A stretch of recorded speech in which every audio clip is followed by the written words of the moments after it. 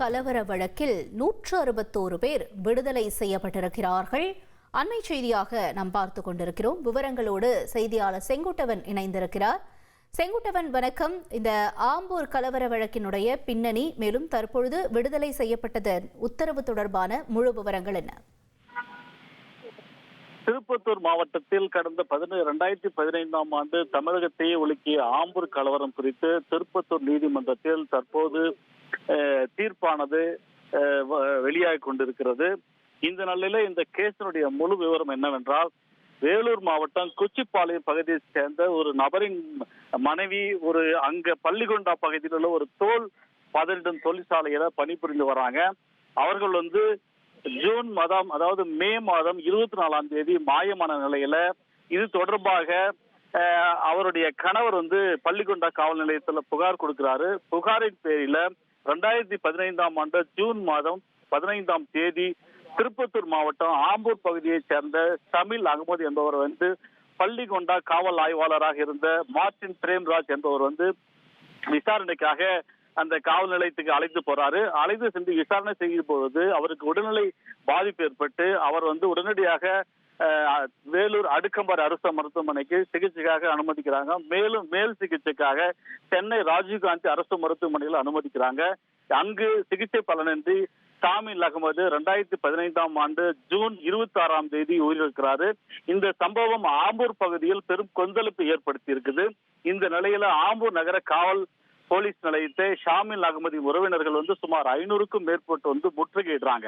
அப்போ பள்ளிகொண்டா காவல் நிலையத்தில் இந்த வழக்கில் தொடர்புடைய 7 காவல்துறையினர் தாக்கியதில் தான் ஷமீல் அகமது உயிரிழந்தார் என போராட்டக்காரர்கள் வலியுறுத்தி வந்தாங்க. இந்த நிலையில காவல் ஆய்வாளர் மார்டின் பிரேம்ராஜ் மற்றும் சிறப்பு சப் இன்ஸ்பெக்டர்கள் உட்பட 7 காவலர்கள் மீது தனியாக ஒரு வழக்கு பதிவு செய்து அந்த வழக்கு நடைபெற்று வருகிறது.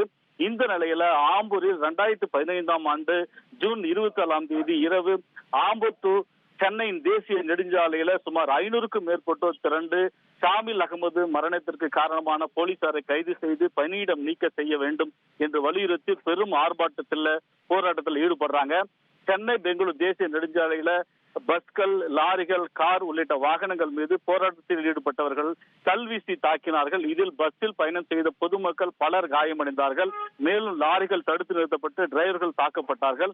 மேலும் இந்த நிலையில ஆம்பூர் பகுதிகளில் அப்போது பாதுகாப்புக்காக இருந்த காவல்துறை கண்காணிப்பாளரும் தாக்கப்பட்டால் உடனடியாக அவர் அந்த காவலர்கள் தடியடி நடத்தியது. இதில் இந்த போராட்டம் பெரிய கலவரமாக மாறப்பட்டது. இந்த கலவரத்தில் ஈடுபட்டவர்களை போலீசார் தடியடி நடத்தி வெட்டினாங்க. இதில் பெண் போலீஸ் உட்பட சுமார் 15 பெண் போலீஸ் உட்பட சுமார் 91 பேர் காயமடைந்தாங்க. இதுல வேலூர் மற்றும் ஆம்பூர் அரசு மருத்துவமனையில் சிகிச்சைக்காக அனுமதிக்கிறாங்க.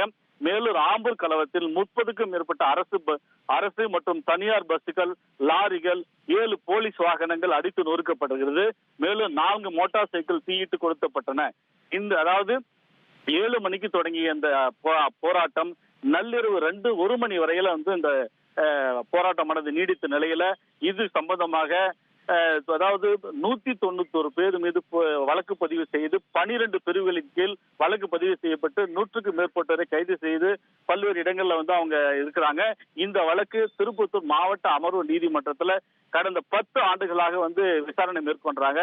இன்றைக்கு எந்த தீர்ப்பு இன்னைக்கு கொடுக்கறாங்க. இதில் பல்வேறு வழக்குகள், பஸ் நொறுக்கியது, காவலர்கள் தாக்கியது, காவல் நிலையத்தை அடித்து நொறுக்கியது போன்ற 7 கட்டங்களாக இந்த வழக்குகள் 191 மீது பதியப்பட்டு இதில் 6 வழக்குகளில் இவர்கள் அத்தனை பேரும் சுமார் இறந்தவர் 2 பேர் உட்பட 161 பேர் தற்போது விடுதலை செய்யப்பட்டிருக்காங்க. இன்னும் ஒரே ஒரு வழக்கு விட்டு தற்போது நீதிபதி அவர்கள் அந்த தீர்ப்பினை வாசிக்க உள்ளார்கள்.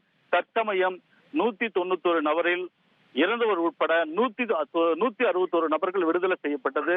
திருப்பத்தூர் நீதிமன்றத்தில் பெரும் பரபரப்பான ஒரு சூழ்நிலை நிலவி வருகிறது. தகவல்களுக்கு நன்றி செங்குட்டவன். ட்ரெண்ட ஃப்ரெண்ட் ஆக்கிக்கோங்க. தந்தி டிவியின் சப்ஸ்கிரைபர்ஸ் அண்ட் ஃபாலோவர்ஸ் குடும்பத்துல நீங்களும் இணையுங்க.